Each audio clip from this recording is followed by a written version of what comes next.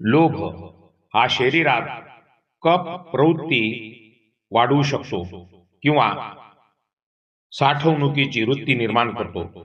द्वेष यामुळे शरीरात पित्त वाढते, ज्यामुळे राग आणि जळजळ निर्माण होते. मोह हा वाताप्रमाणे अनिश्चितता आणि गोंधळ निर्माण करतो.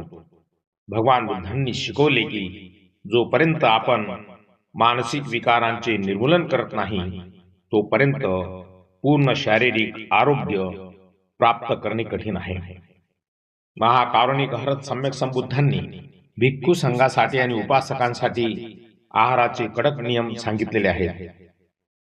विकाल भोजन वर्ज्य, दुपारनंतर भोजन न करणे हे पचन संस्थेला विश्रांती देण्यासाठी आणि ध्यानासाठी, शरीर हलके ठेवण्यासाठी